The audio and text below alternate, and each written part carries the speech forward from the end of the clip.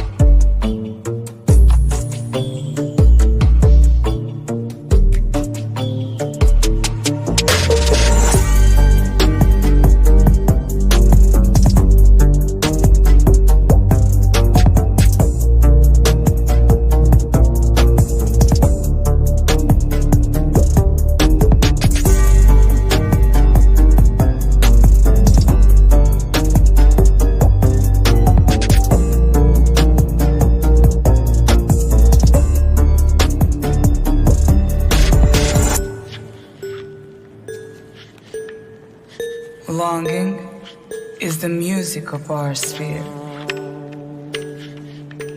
The gift of life is never more or less. It starts at any time you like and ends in just a wink. Pass me the lighter, baby.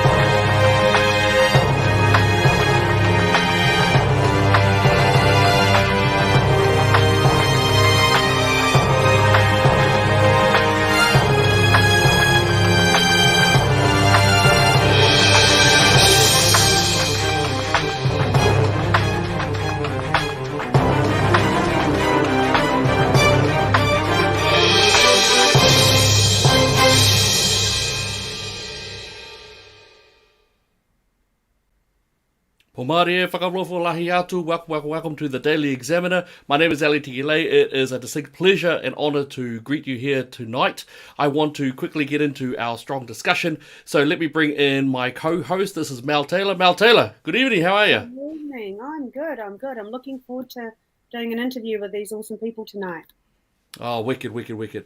So, just as before we get stuck into this, as we do on our events and on our episodes, if you want to be part of the discussion, absolutely throw in a question in there. We will do our best to bring it out into our topics, and we will do our best to be able to speak to our guests. They are very busy, very important people that we have. We are really grateful to have them on board.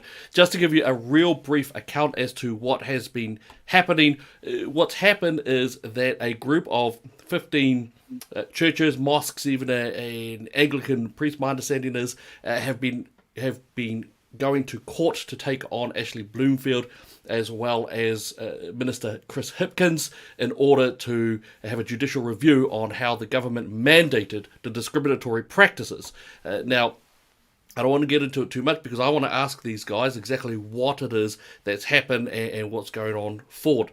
So, again, just for some housekeeping, thank you so much for all of you who have donated to the page and allowed us the strength to keep fighting and to bringing you the truth as to what's happening.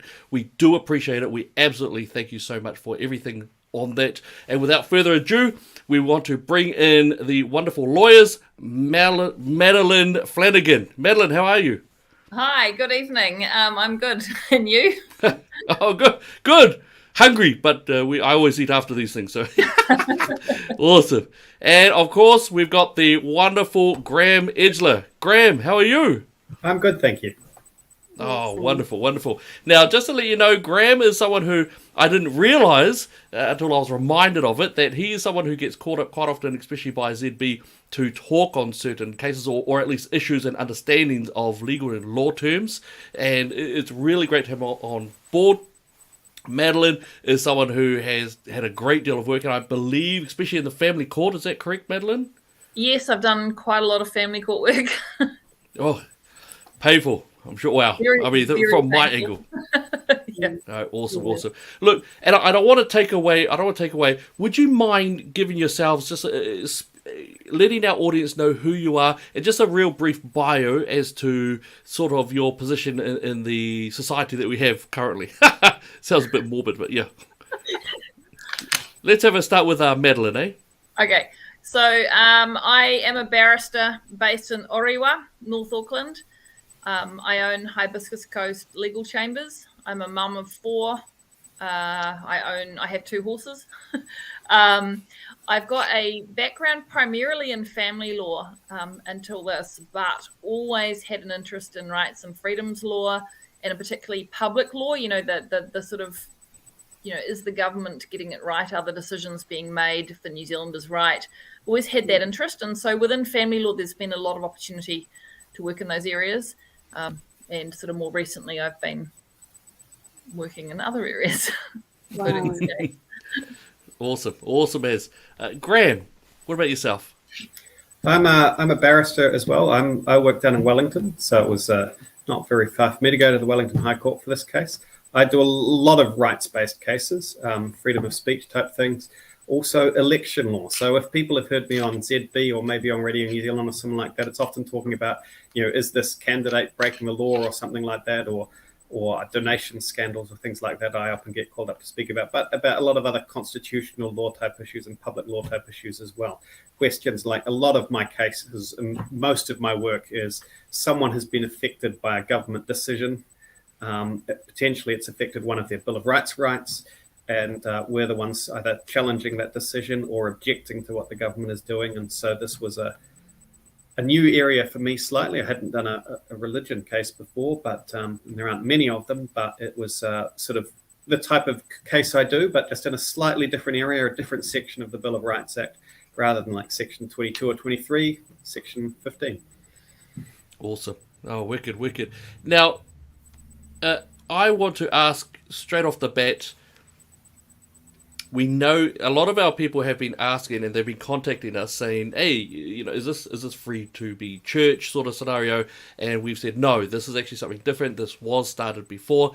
Would you, Madeline, could you take us through what is it that you have just finished fighting, and I'm going to use the word fighting and battling the government over. So could you tell us what the specifics of it are? Yeah, sure.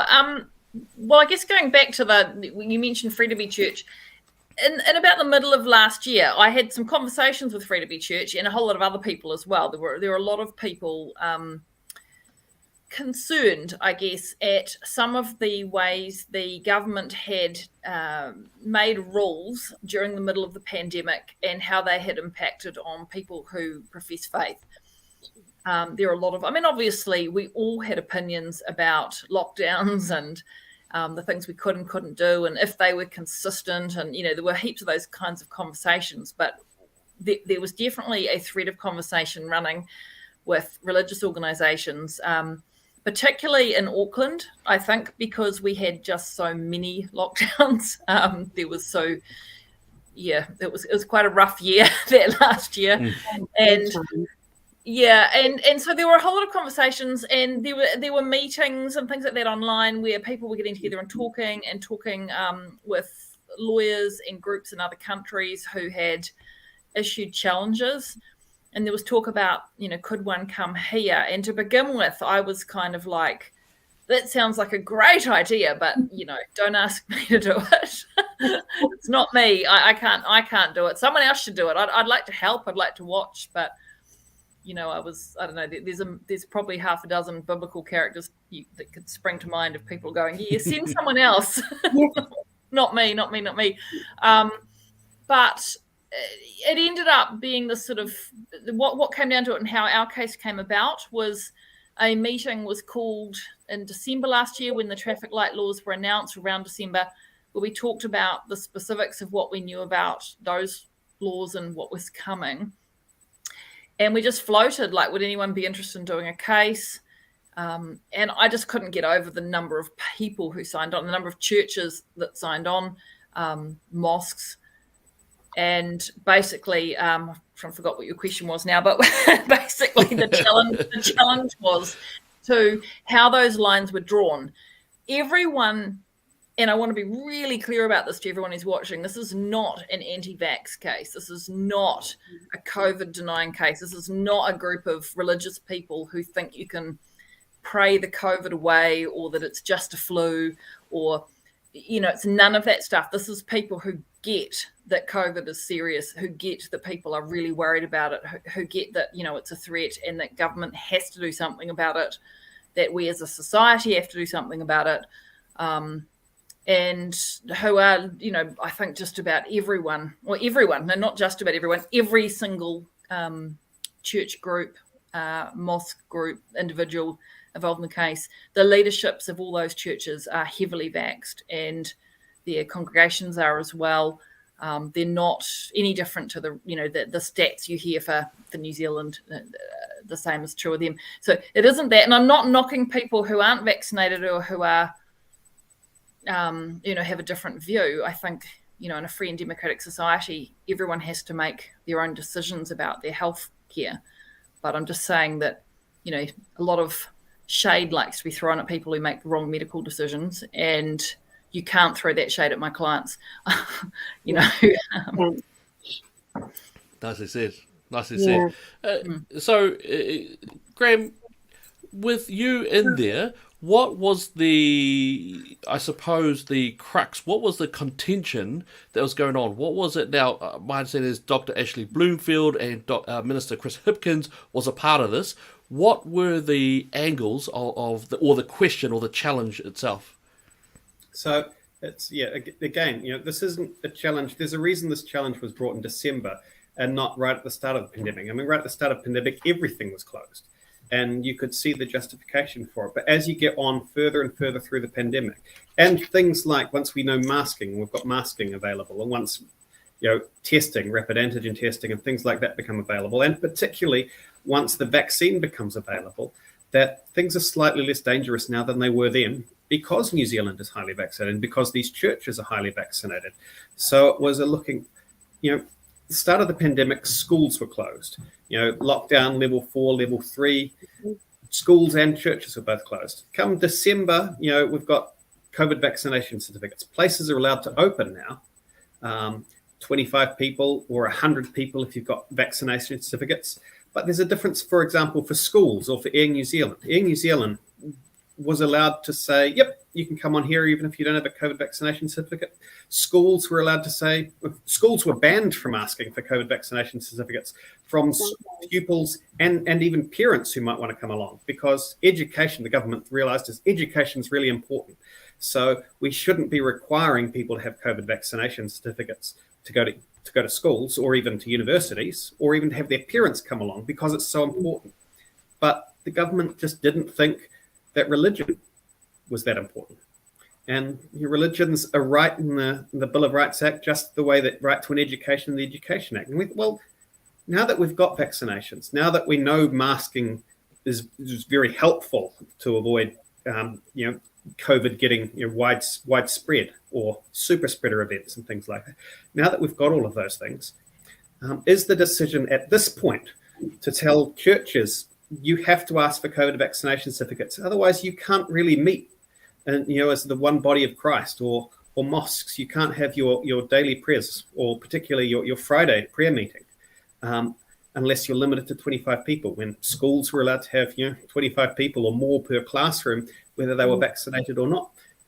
And so it was a challenge at that point, because governments are allowed to infringe on people's rights if they've got a good reason to do it. And one of the ways of checking whether they've got a good reason to do it is there something they could have done less restrictive and still attained their goal?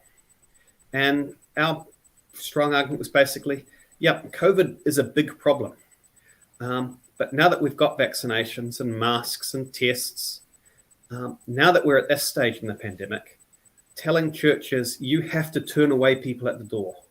You can't, you have to deny people, access to the word of God if you want to meet together. We thought that was a step too far, because the government had other options. It could have applied the same rules that applied to Air New Zealand to churches, and this case wouldn't have happened. It could have applied the same rules that applied to schools to churches, and this case wouldn't have happened. But it said, no, churches, you're like social clubs. Religion isn't any different from sport or going to the library or going to a store or something like that. It's something people do, and it's nice for people who are involved. But churches, they're not special or important in the way that going to school is. And we looked at the case and thought, no, that's not a good enough reason. And so the churches and mosques we represent, they felt the same way. They didn't issue a challenge during the first lockdown when everyone was closed, because there weren't other options. No one was vaccinated. People were getting sick, and people would have died. And many people have. But when we got to the position we're at now, it's, government, you do have some other options. And you've got some other options because you're exercising them for areas you've decided are important. Education, or, public transport, or even domestic transport, getting on a plane. And so now that you recognize you can operate those bits of society safely, if you take, wash your hands, wear masks, don't be stupid about things, then if you can operate those safely, churches who are willing to shut down during lockdowns were saying, well, why can't we have the same option? And so we looked at the law and said, the decision made by Minister Chris Hitkins to require CVCs in churches in the same way CVCs were required in community groups or other organizations like that, or restaurants, once we got to Orange and things like that. Once that's what you're doing, no, churches are different. The right to manifest or the right to practice your religion with others is different, and it's important in a way that the government really didn't seem to recognize. And so, and the law does recognize, is our argument. So we asked a judge, look, the Bill of Rights Act says the right to manifest your religion is important. It's one of the civil and political rights we have, and there's only 20 or 30 sections in the Bill of Rights Act of these are the important rights. Religion, right to have a religion is one, right to practice your religion is another. And we said there can be limits, but the limits that the government imposes on the right to religion, the right to manifest your religion, they have to be reasonable limits. And now that we're at this stage in the pandemic, with things like highly vaccinated churches, with things like masking, we think you've gone slightly too far this time, because you've recognized that other options are available and you've applied them, for example, to schools. And so it was, we just sort of wanted equality for churches in the same way that applied it to schools. We wrote to the minister, we wrote to Dr. Ashley Bloomfield and said, this is our proposal. Here are how some churches are doing it overseas, very detailed things of, for example, Catholic churches who agreed, we're not going to have the Eucharist, the placing of the wafer on the tongue as part of, the Lord's Supper. There are limits that they're willing to do, but they wanted to be able to meet together in the way they should and could, and they thought could safely, and the government agreed schools could. And so why not apply it to them and give them the same rights that you've given secular organizations like the schools? And just following on from that, I mean, Christianity for a lot of people, it isn't just a small event. It's an entire lifestyle for a lot of people. They live it every day, and wanting to get with other people like that and go to a place of worship is really, really important to them. It's not just a couple of hours on a Sunday type event anyway. It's their whole lifestyle. And my understanding is that there were 15 applicants and 2 mosques, but those 15 applicants were on behalf of 110 churches. Is that right? It was 113 churches and mosques plus 1 Anglican minister. So when the 15 applicants were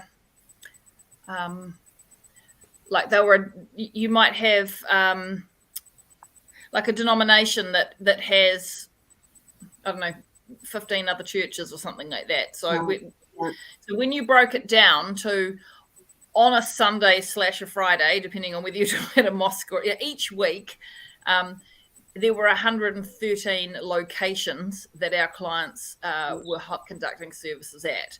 And so they were representing, they were serving 27,000 New Zealanders. And that was simply who signed on after our 1 video call. So we put the word out and said, look, we're thinking about a case. Well, not we, but me and our primary client put the case out that they were thinking about a case, sent out an invite, and that's how many signed up after 1 video session. So is there any law in the past that you've got to go by? Because COVID's a totally new thing, and you've got overseas cases that obviously you can call on to say what's happened there. But has there been anything in the past that you've had to go by as far as New Zealand and religion? No, not in New Zealand. So in New Zealand, this is completely new.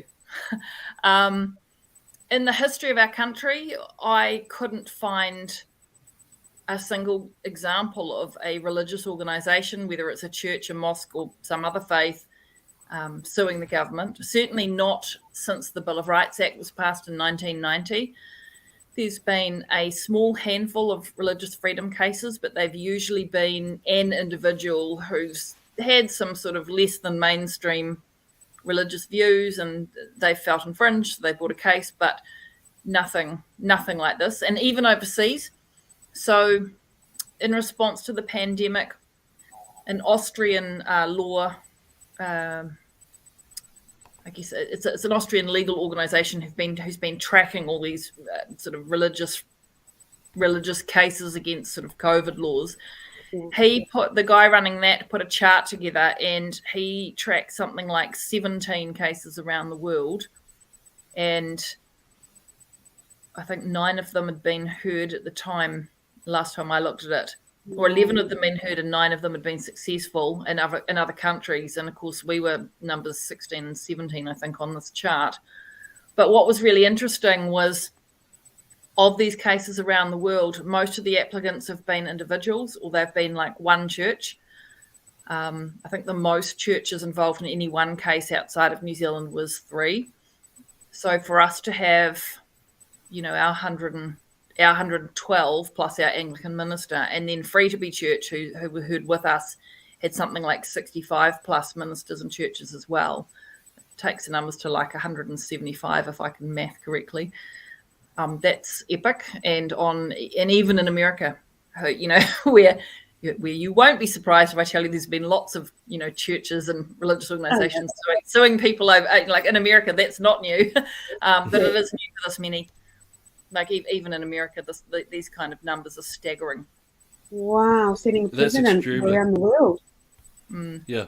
I have to say, I think it's wonderful seeing that churches and Christians finally sort of gathering together to stand up for their rights. I also find it really cool that you've got you've got mosques sort of joining in as well. I think that's really cool. Really, really cool.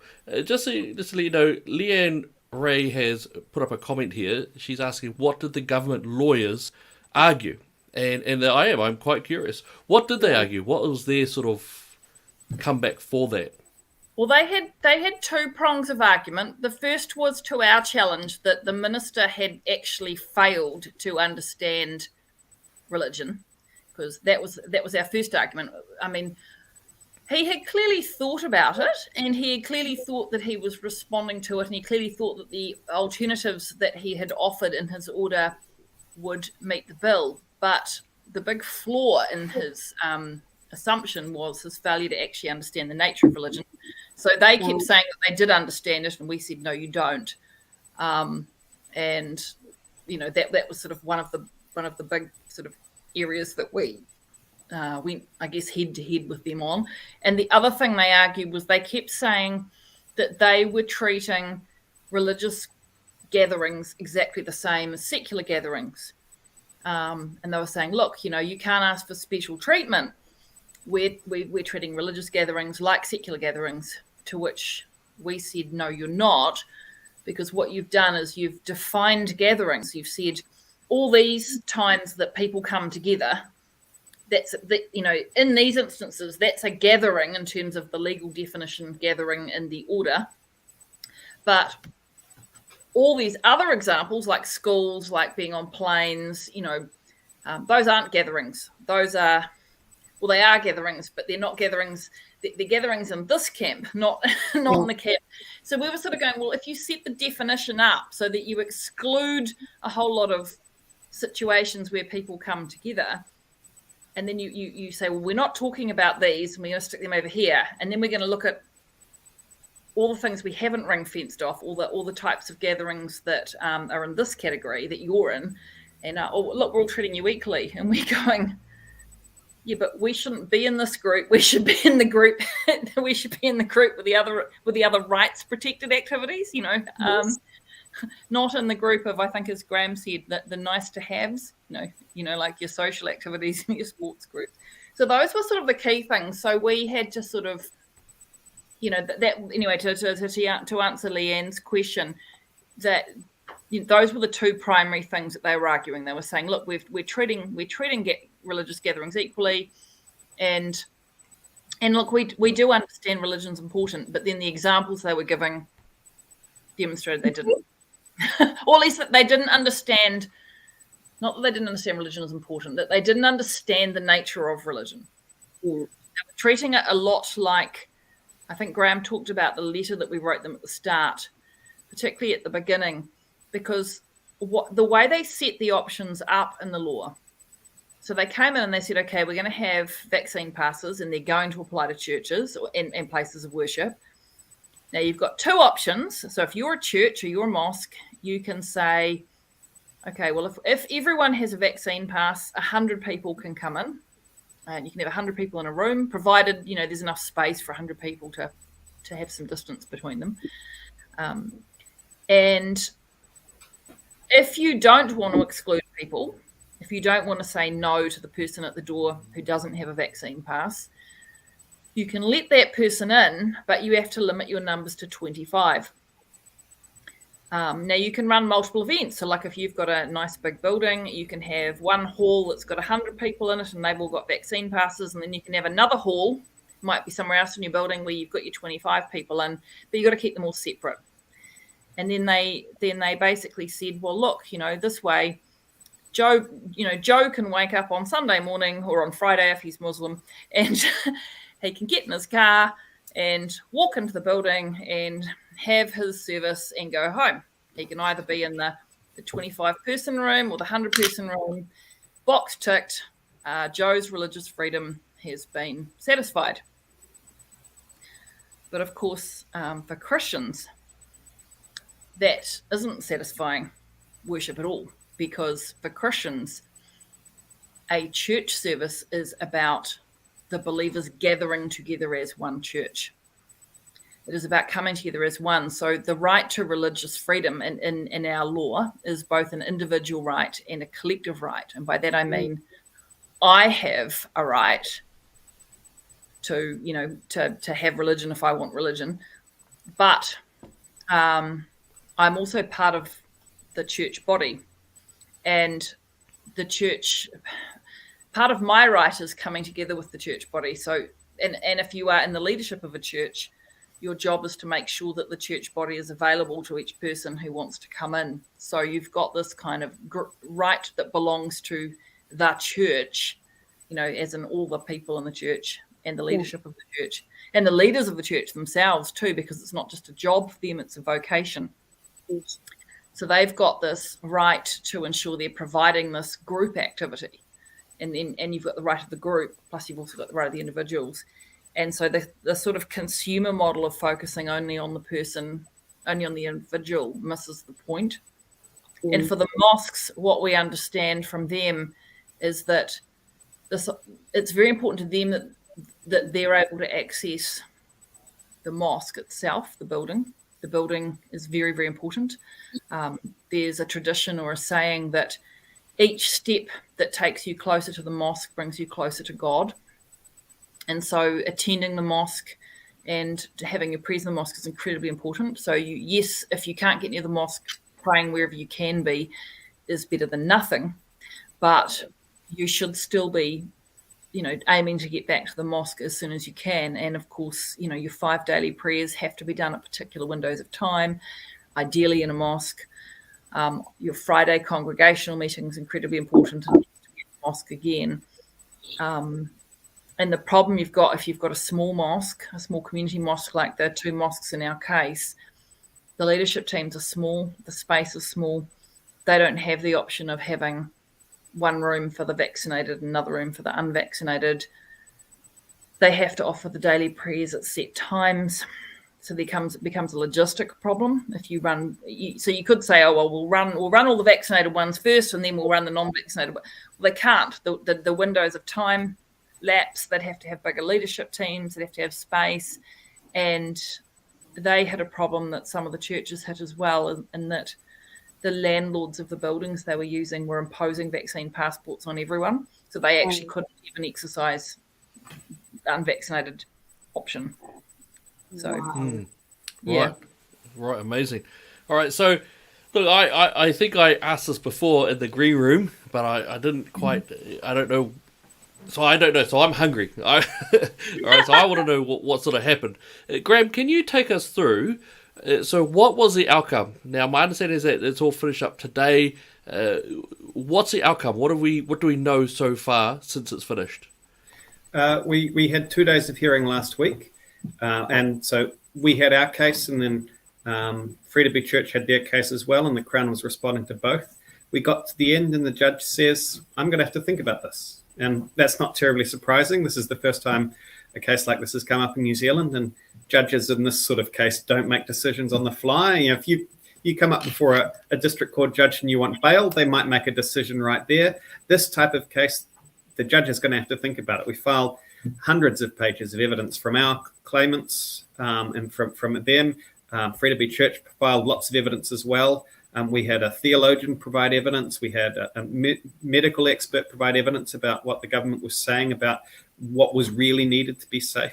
And so the judge is going to have to think about all of that and decide, okay, go back and reread the important bits, or remember, I'm not sure of the answer to that, or someone said something about that. What was it they said? And then go and find their written affidavit, or look at our written submissions or the Crown's written submissions and say, okay, now what's the result? And so the judge did what is called reserved the decision, which is told us we're not sure when. Maybe it's a month, maybe it's 6 weeks, maybe it's 3 months. When I've made up my mind, I'm going to let you know, and they'll email us the judgment. And so if you've seen any of the other COVID-related cases, that we've had the recentish one, the slightly famous one of the challenging the online system to come into New Zealand, the grounded Kiwis case. People trying to come back to New Zealand who are told, no, you need to book limited numbers of quarantine facilities or isolation facilities, and there aren't enough for everyone who wants to come. That decision was heard quite a few months ago, and so they got a decision a little while ago, and then they've got a second decision, with the formal result of it sometime last week. And so these things can take time, and one of the reasons you haven't heard of the result is there isn't one yet, I'm afraid. Oh man, that's a jip, man. I was hungry. For something. Hungry. Are you confident? Oh, no, but it does make sense. It does. I understand. Yeah, like you say, there's hundreds of documents out there. The judge does have to take time for it. But gutted. Yeah. This isn't the type of case, I think, that if we'd got a decision that would have been in the news. Yeah. Yep. Yep. No, exactly right. That's Yes. exactly right. Very interesting. Very, very interesting. Look, and I've just been going through some of the comments in the area here. There's some good fights going on as well. As whenever we bring up Christianity and religion, there's always a few fights, which is also quite fascinating. Do you think, I know, this is conjecture. Do you think we could be looking at something that is similar in terms of how the government was found illegal in some of the ways they did their lockdowns, and also in terms of their mandating of the police and soldiers? Is this in that same realm that you think it might occur? It's similar. I think probably the lockdown one is a little different. The legal arguments in that case, there were a lot of legal arguments in that case, and almost all of them lost. And so there was a challenge to the first lockdown. And the only bit that won was the first 2 weeks of lockdown for a sort of technical legal reason of the government just said we're locked down, and it hadn't actually passed any laws or hadn't gone through the process of doing it. And so that's one sort of challenge you can have. Another sort of challenge is the challenge, I'd say we're probably, the similarity we have, there's a bit of similarity to the police case and a bit of similarity to grounded Kiwis, because both of those cases are the judicial reviews, the sort of the legal process, but they are Bill of Rights related. And so the grounded Kiwis case was, if you're a New Zealand citizen, you've got a right to come to New Zealand. And sometimes that right can be stopped. If you're arrested for murder in Australia, you don't have a right to leave Australia and come in New Zealand. So that's a reasonable limit on your right to, as a New Zealand citizen, to leave a country and come into New Zealand. But the government, it's again like we have here, the government needs a good reason. And the decision it takes, and the decision it takes to stop you doing something, to exercising a Bill of Rights guaranteed right, the decision has to be a reasonable one. It has to have potentially a really good reason for it, because some rights are particularly important. And it has to have, is there something could we have done it better? Was there a less restrictive alternative? And so that case was dealing with the right of New Zealanders to return to New Zealand. Some of the vaccine mandate cases where particular employees were told you must be vaccinated, those are sort of right to refuse medical treatment. That's another right in the Bill of Rights. And so those sorts of cases, people can be forced to take medical treatment. But again, you need a really good reason. And the types of, forcing someone to take a vaccine in this case probably isn't good enough. Or at least usually won't be. There might be some really, really important jobs. You are a doctor working in a rest home, and you are going to be dealing with people who are 85 or 90, and they are at great risk. It's possibly reasonable to tell that person, you need to take the vaccine, or you can still be a doctor, but probably not work in a rest home. And so there will be a limited group of jobs like that where it's justifiable, but there will be many jobs where it's just, no, the types of safety features we have, you can go on and you can work in another area. There's, we won't send you on that one particular job or something like that. And so the cases like that, people have a right to refuse medical treatment. And so if the government is telling them in this particular case, you have to take it or lose your job, that's something that can be challenged. And again, you need a good reason, but it's a different type of reason. This is the first, big, case of this government has breached someone's religious rights, we say unjustifiably, to go to court. But there are a lot of other cases, and you'll know them over many years of governments, infringing people's freedom of speech or conducting illegal searches or things like that, other rights that are in the Bill of Rights. And so the types of questions courts ask, is this reasonable in a free and democratic society, is sort of where we get to at the end. The question the court is asking in a lot of these cases is, this is a restriction of the right. It's an important right that we recognize people should be allowed to exercise. Is why the government's doing it a good enough reason to restrict that right? At the start of the pandemic, closing all the churches and all the schools and everyone, the answer is almost certainly yes. 2 years almost in, or 2 years now probably in, the answer might not be yes. The answer we say is no. There was another alternative here. You could have restricted what churches do without banning them from doing things, or without requiring them to exclude people who want to hear God's message. And so that's sort of, it's a question that's asked for a lot of other rights. This is just the first time it's about the right to practice religion in New Zealand anyway. Awesome. Well, look, I know that you guys are very busy. I know that you've got a lot of things that you need to get into. And also we know that we want to keep a real close eye on this. This goes at the heart of, in fact, a lot of our audience happen to be people of faith, those who do hold God to be very high. There's a lot of pain. There's a lot of pain. There's a lot of hard feelings that still need to be worked through within our church community. So we are really grateful that you've taken up this fight and this cause. We really are. Mel, do you have last things to say there?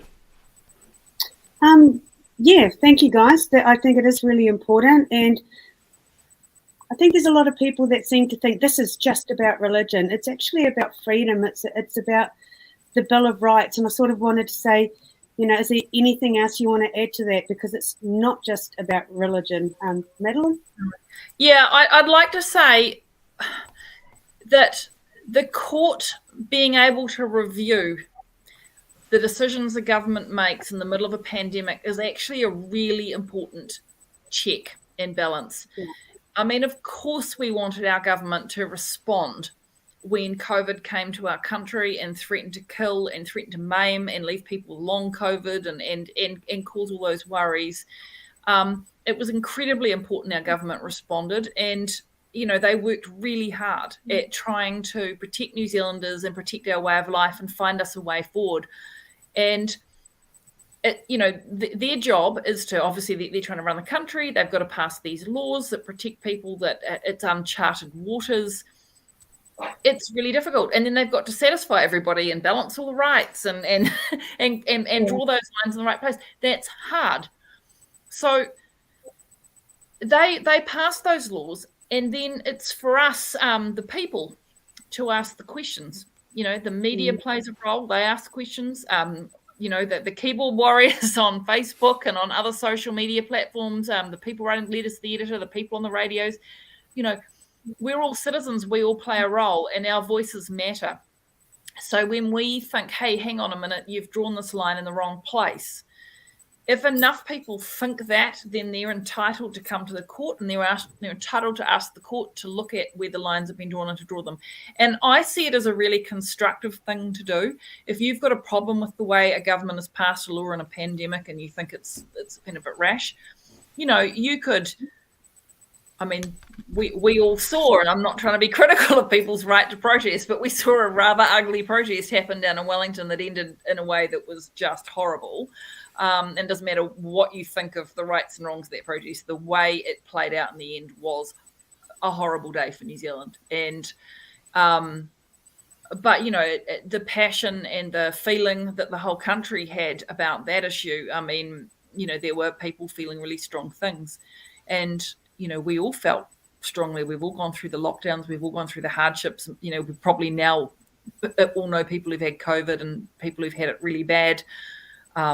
It's been a really difficult time, but a constructive way of asking those questions, of saying, hey, I don't think this was right, is to very respectfully put together a court case and go to the court and say, Your Honour, please look at this. I mean, I've got to say, the way that this hearing was conducted, the lawyers involved, the government ministers, everyone was incredibly respectful. It was a really polite and constructive experience. We were challenging ideas. We were each thinking the other was wrong, but it was done in a really sort of grown-up, mature. It was a nice way. It wasn't ugly, as I think. So I think law can be really good. I know we can often think that court cases and litigation is a really nasty, horrible thing, and it definitely can be. I mean, as a lawyer, I can I have no difficulty accepting that aspect of what I do. It's horrible, but this is a different type of litigation. Judicial review is part of it's a check and a balance. It's a way of politely, respectfully saying to the government, hey, I think you got this wrong, and asking the court to look at the lines and redraw them, and that's what was happening here. So it's not about anyone trying to squash anyone's rights. And again, just reiterating what we said at the outset, it was about the church saying, hey, we don't actually think that we were treated equally in the end. And there are a heap of examples that Graham and I were able to put to the government and actually just put this policy next to this policy. Like, for example, on the 15th of February 2022, the Ministry of Education issued a document that basically said if you're wearing a mask and you spend less than 2 hours in proximity with someone else, and you're close to them, like less than 1.5 meters away from them, so you're in close proximity to them, but you're wearing a mask, if it's less than 2 hours, you cannot become a close contact. If you don't live with that person, you cannot. So how could you walk into church on a Sunday at that same time and spend 60 minutes wearing a mask and come home with COVID? Well, you couldn't, because you could if you're in a school, you can't, but you can if you're in a church. And reiterating what Graham was saying before, 16, 17, 18-year-old students in schools did not have to be vaccinated. Their parents did not have to be vaccinated to come to parent-teacher interviews. Schools were able to hold assemblies. Schools were able to conduct singing, and teachers were expected to work in those environments from, 9 a.m. to 3 p.m. And once we were in February, we were dealing with Omicron. And as we know from the High Court's findings in Yardley, which was the police and defence's mandate case, the scientific consensus is that the vaccine does not significantly limit the transmission of Omicron. It did with Delta, it does not with Omicron. So the benefit of the vaccine became, once Omicron came along, protects you, stops you from getting horribly sick, it stops you landing in hospital, it stops you dying, stops you being a drain on the healthcare if you get it. And it's got all those good knock-on effects, but it doesn't stop transmission. And the whole point of a vaccine pass is about limiting transmission. So that vaccine pass stayed in place for the churches until the 4th of April. And yet we'd had months with only Omicron in the country where we knew that, the best weapon against transmission for Omicron was actually mask distancing, hand washing, staying home if you were sick. So we put all those arguments in front of the court. That's some of what the judges got to think about, and those sorts of policies that just seemed at odds. You think about what a plane looks like: hundreds of people, close proximity. You're all almost arms touching. You're rebreathing the same air. If you fly from Auckland to Dunedin or something like that, you spent longer in close proximity with those people than you would if you attended church or if you attended a prayer meeting in a mosque. And yet you could do that unvaccinated. You could, as long as you presented a test result, but you couldn't spend less time in a mosque. So again, that inconsistency. And of course, we know that people were using planes to go on holiday. So is going on holiday more important than the right to religion? I mean, the government says, of course, that you could get on a plane to access important medical appointments. But I put it to you that the majority of people on a plane flying between Auckland and Dunedin are not doing that for, essential appointments. Awesome. All right, so we'll let's leave. Graham, if you could give us the last word and we'll finish off there. So anything that you might have to say to our audience or anything? Please get vaccinated if you're not. But recognize that if you're a member of a church, that church will have you even if you're not, because God will. And so, this is an interesting type of case, and we hope we win because we think we've got good arguments for it. But if we don't, that sometimes happens too. But we're hopeful, I think. There are some good arguments in favor of our case, and so the right to religion isn't less important than any of the other rights. And in many respects, some of them you might say, if it's important to you, then it perhaps is one of the more important rights, given the role it can play in people's lives. And so we hope the government will recognise that. We hope the court will listen to the arguments and decide that, this is worth a second look. This is worth a close look. The right to religion, the right to practice your religion yourself and with others is important, and needs a really, really good reason if the government's going to limit. Just like all of the other rights we have, the reason they are rights is you have them unless there's a good reason for it. And so, it's important that when people can, if they feel that some right of theirs has been breached, there are ways like this to be able to stand up and say, government, listen to this court, hopefully tell you, this time you got it wrong. We're hopeful, and we're waiting for the decision just like everyone else. Oh, that's awesome. Awesome. Oh, well, look, thank you so much for that. Thank you so much for all of our people who've joined. Thank you so much for all of your agreements and disagreements, and absolutely wonderful all your comments in there. So God bless to all of you, whether you are jabbed, unjabbed, or otherwise. And we can't wait to hear back what's going to happen. In the meantime, God bless you. God bless every single one of your families, and God bless New Zealand. Ka kite. Thanks, guys. Thank you.